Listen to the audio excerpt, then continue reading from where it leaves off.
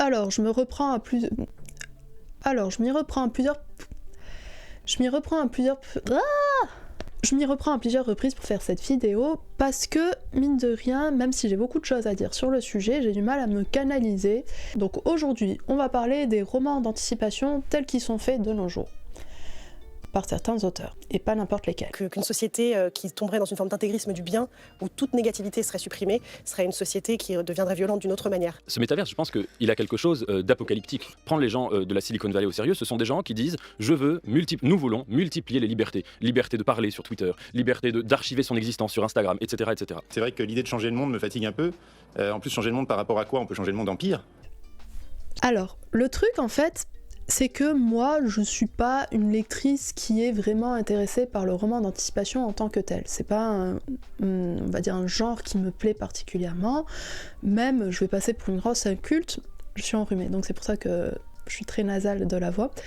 Je vais passer pour une grosse inculte, mais j'ai pas lu les classiques du genre. J'ai pas lu Orwell, j'ai pas lu Philippe K. Dick, j'ai pas lu Asimov. Même si je sais pas si Asimov, on peut parler encore d'un roman d'anticipation, étant donné que c'est plus science-fiction pure et dure. Mais bon, bref, en tout cas, tout ça, si on peut dire plus globalement, la science-fiction n'est pas un genre qui me plaît plus que ça. Je pense que certains livres de science-fiction pourraient me plaire, mais c'est pas vers quoi je suis attirée en premier lieu. Et le truc en fait, c'est que aujourd'hui j'ai remarqué que le roman d'anticipation, de mettre en scène souvent des régimes totalitaires ou des dérives de tels faits de société, eh ben c'est quelque chose qui marche assez et quelque chose qui anime un certain type d'auteur que je vais décrire un peu plus longuement après. D'où ça vient? Pourquoi? C'est une question qu'on pourrait se poser. Mais avant toute chose, il me semble important quand même de définir ce que c'est que l'anticipation dans l'art. Et donc je vais pas m'emmerder, je vais juste vous lire la définition qu'il y a sur Wikipédia. Donc l'anticipation, c'est une œuvre qui décrit le monde tel qu'il pourrait être dans un futur proche, quelques années ou dizaines d'années, ou plus lointain, des siècles ou des milliers d'années. Les auteurs puisent généralement dans l'actualité de leur époque, dont ils extrapolent les possibles évolutions futures afin de tenter de donner un aperçu réaliste du futur. Donc on voit que la définition de départ n'est pas si différente de ce qu'en font nos Koenig, Hassen, Devers. Alors d'un côté on pourrait se dire oui, ils ont envie aussi de faire justement un truc de science-fiction pure, de libérer les imaginaires et ce genre de trucs comme on dit, puisqu'on oppose souvent la littérature blanche, qui est plutôt classique, à la littérature de l'imaginaire, donc la fantasy, la science-fiction, et tous ces genres qui sont moins bien considérés par, on va dire, l'intelligentsia. Et donc il y a une sorte de riposte assez naturelle et assez compréhensible pour redorer le blason de ce genre qui était jusque-là méprisé, qui a été remis au goût du jour par des auteurs comme Houellebecq. On sait que quand il était jeune, il était passionné par Lovecraft, qu'il a fait d'ailleurs, je crois, c'est son mémoire ou quelque chose comme ça, ou que son premier livre qui est sorti était une étude approfondie de Lovecraft.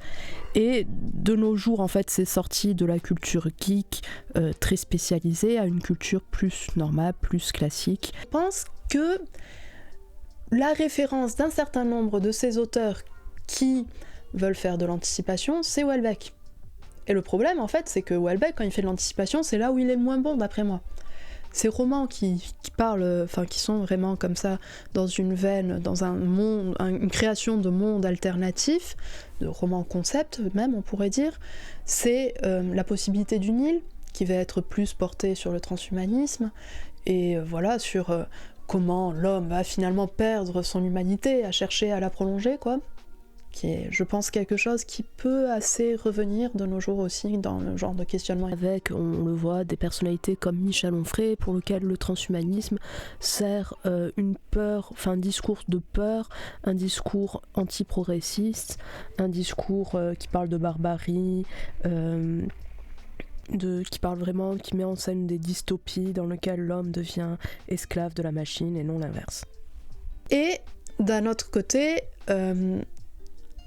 on va mettre en place un système politique différent du nôtre dans un côté dystopique. Et donc la dystopie chez Houellebecq, c'est quoi? C'est un musulman qui est à la tête du pays, quoi. En quoi je dirais que c'est lui le grand inspirateur de certains auteurs? Houellebecq, c'est l'auteur qui vend le plus de livres en France, enfin, c'est un des auteurs les plus traduits, donc son grand succès fait qu'il est possible qu'il puisse inspirer d'autres auteurs. Surtout, en fait, c'est que la manière même dont c'est fait dans ces livres qui sont des copies, quoi, quel type, quel profil de personnage on choisit. C'est un peu le même profil, c'est-à-dire que c'est souvent... je dis souvent, mais je crois que autant chez Koenig que chez... Nevers, c'est des personnages qui ressemblent à leur auteur, donc qui ont fait des études, donc qui s'intéressent à quoi s'intéressent leurs auteurs, qui vont se servir, en fait l'auteur va se servir du livre pour détailler la vision politique, sociétale, qu'il a du monde, quoi. Vous me demanderez quel est le problème.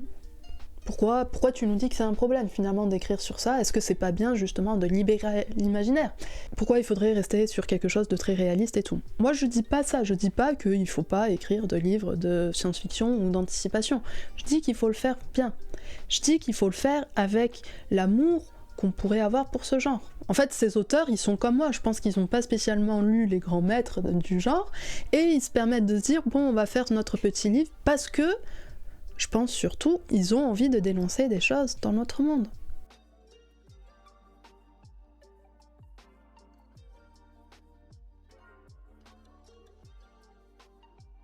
Partout dans les rues, des affiches. Feel good, un moment de bonheur. Partout sur les écrans, des femmes, des hommes, des enfants, des trans, des bi, des gays, des hétéros, des asexuels, de toutes les couleurs, tous les continents, tous les pays, tous les âges, tous les poids, toutes les tailles, tous les handicaps, toutes les religions, lisaient au ralenti des livres feel good.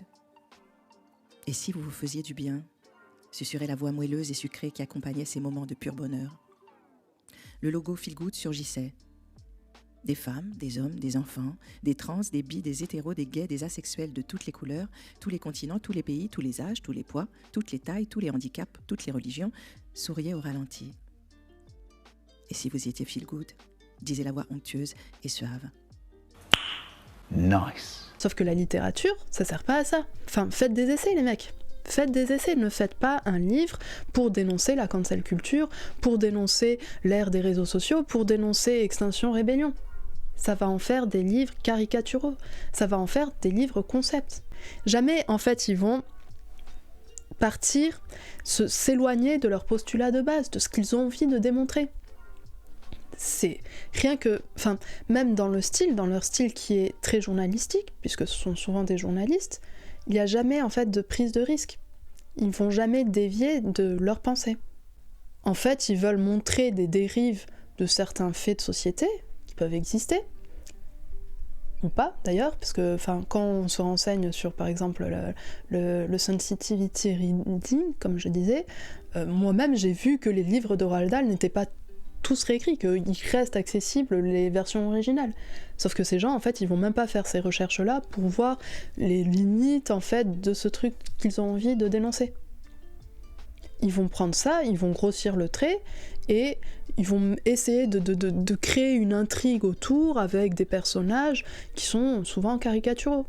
Le pire, en fait, le pire, c'est que le moins pire du tas, qui serait, je pense, à mes yeux, Gaspard Koenig, qui est un des seuls que j'ai presque pu finir sans avoir envie de me crever les yeux, quoi. Ben, ces personnages sont très caricaturaux. Ces personnages, c'était vraiment des cartes, comme ça, on a l'impression de les voir, ces fiches personnages. On a l'impression de voir les traits qu'il a écrits. Pour prouver finalement le truc que je disais sur l'histoire de roman concept, Lilia Hassen, quand elle parle de son livre Panorama, qui est donc sorti à la rentrée, elle dit que c'est en étant avec son attaché de presse ou un truc comme ça, ou je sais plus exactement, bref, qu'elle se promenait et qu'elle a vu un bâtiment au vert qui laissait transparaître donc les gens à l'intérieur, et qu'elle s'est dit oh tiens, ça ferait un bon livre en fait que tout le monde soit obligé de vivre dans ces conditions là, quoi.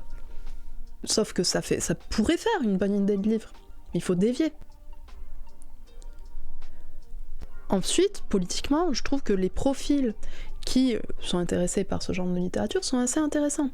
Donc comme je disais, on voit que c'est souvent des éditorialistes ou des journalistes, des gens qui travaillent à la télévision, et donc ça se ressent rien que dans leur style.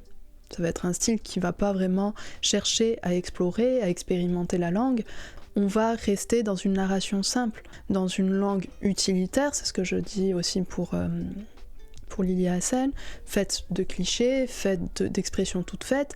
Leur but, c'est que le message soit accessible facilement, qu'il y ait une univocité du message, que le lecteur, n'importe quel lecteur, qu'il habite en Ardèche ou dans un quartier de Paris ou un truc comme ça, comprenne la même chose. Il faut être clair. Et encore une fois, comme je disais, je suis pas sûre que ce soit le lieu de la littérature, la clarté. Du journalisme, oui, mais la littérature, c'est le lieu justement de la ligne grise, de la confusion, dans la caractérisation des personnages, par exemple, qui soient animés par des choses que eux-mêmes ne s'expliquent pas. En fait, ces gens n'aiment pas ni les gens, enfin, c'est l'impression que j'en ai, ils n'aiment pas vraiment les personnages, ils n'aiment pas non plus l'anticipation, donc on se demande pourquoi ils écrivent un livre. À côté de ça, même politiquement, moi, je pense savoir à peu près pourquoi ils l'écrivent. Je sais pas pourquoi, mais j'ai l'impression que ces gens, si on devait les comparer par exemple à quelque chose de plus politique, on pourrait dire que, je sais pas, ils ont une ligne presque valsiste ou printemps républicain ou un truc comme ça. Je les vois bien avec Enthoven ou avec Fourès. Dans le sens où Fourès, justement, quand je parlais des sensitivity readers, elle disait oh là là, on se croit chez Orwell. Il y a plein de gens qui disent ça maintenant, dès qu'on parle d'un truc politique. Ces livres-là, c'est vraiment les livres typiques de on se croirait chez Orwell. C'est-à-dire que ils dénoncent quelque chose qu'ils estiment être fascisant, quoi, qu'ils estiment être une perte de liberté pour la plupart des gens, quoi. Mais en général, quand on s'y intéresse, quand on essaie vraiment de remettre en question le livre, ou en tout cas les idées qui sont derrière, on se rend compte que souvent c'est une remise en question plutôt d'un changement du monde tel qu'il est avec ses injustices. C'est-à-dire que les personnages font souvent partie d'une élite et ils vont souvent, je dis souvent, mais bon c'est pas grave, ils vont remettre en question le fait qu'il y ait une sorte d'horizontalité démocratique. En fait c'est ça, on a l'impression que ce qu'ils essaient de mettre en cause finalement c'est une démocratie pure. Bon là ça paraît pas clair, mais si on prend par exemple Nathan Dever, lui, il parlait quoi? Des réseaux sociaux et de la manière dont, en vivant dans un monde avec des alter-ego, on finit par ne plus vivre notre vie et par la vivre par procuration. Quelle est une des choses qu'il reproche le plus? C'est que les gens, puisqu'ils vont avoir tous le droit à la parole, il va y avoir une sorte de brouhaha informe, il n'y aura plus de verticalité comme ça de l'information, et on sait que les journalistes, c'est quelque chose qui leur fait vraiment peur. Et voilà quoi. Et donc, c'est ça qui est la peur derrière. Panorama, par exemple, c'est le fait que, à cause de la transparence, donc on sait ce que c'est aujourd'hui, la transparence politiquement. Elle, avec son truc de la transparence, c'est que les gens ne pourront plus avoir le droit à une vie privée. Comment il s'appelle? Koenig, c'est quoi? C'est Extinction Rébellion qui vont décider de faire du terrorisme et d'aller faire une sorte de putsch en s'approchant de l'Elysée, donc, et en tuant tout le monde, en tuant les CRS. Sauf que quand on se renseigne, on sait que c'est plutôt les CRS qui vont tirer sur les gens que Extinction Rébellion, qui est en plus un des mouvements écologistes les moins violents, les moins radicaux en tout cas. C'est pas logique, quoi. En fait, en voulant remettre en cause, justement, certains faits de société qui leur fait peur, qui leur évoquent donc une dictature, quoi, c'est ça le truc, un régime autoritaire, eux, ils légitiment le système tel qu'il est aujourd'hui. Ils légitiment le fait qu'il y ait, donc, comme je disais, une verticalité dans le pouvoir, dans le journalisme, dans la manière dans la communication et tout ça, quoi. Donc je pense que c'est un genre qui est inintéressant plus dans son style que dans ses idées, parce qu'après tout, on s'en fout un peu d'où vient le bord politique de l'auteur, si ce qu'il écrit... Si ce qu'il écrit est génial, on s'en fout, sauf que c'est loin d'être génial, que c'est souvent caricatural, que c'est souvent plutôt mal écrit. Moi, le seul conseil que je leur donnerais, c'est de lire vraiment de l'anticipation, si c'est un genre dans lequel ils ont envie de s'exercer. Sauf que quand on s'intéresse à leur carrière d'écrivain plus en détail, on voit qu'ils s'essayent plutôt à quelques styles différents. Je pense à Lily Hassen, avant de faire ce roman d'anticipation, elle avait fait un truc fresque, historique, à la Leila Slimani, quoi. Je pense que c'est des gens qui sont pas spécialement intéressés à la littérature, au genre tel qu'ils sont, ce qu'ils proposent, leur leurs contraintes pour pouvoir éventuellement les dépasser ou ce genre de trucs. Non, je pense qu'ils s'intéressent au genre qui marche et ils vont essayer de proposer une version d'un genre qui est donc dans l'air du temps, quoi. Donc c'est ça, c'est dans ce sens-là où je pense que c'est un problème. Après, si vous aimez l'anticipation, je vous conseille plutôt, dans ce cas-là, de lire les classiques. S'il y a un genre, une mode littéraire ou quelque chose comme ça qui vous intéresse que j'en parle, que je l'aborde en vidéo, dites-me-le. Je vous remercie de m'avoir regardé et je vous dis à très bientôt.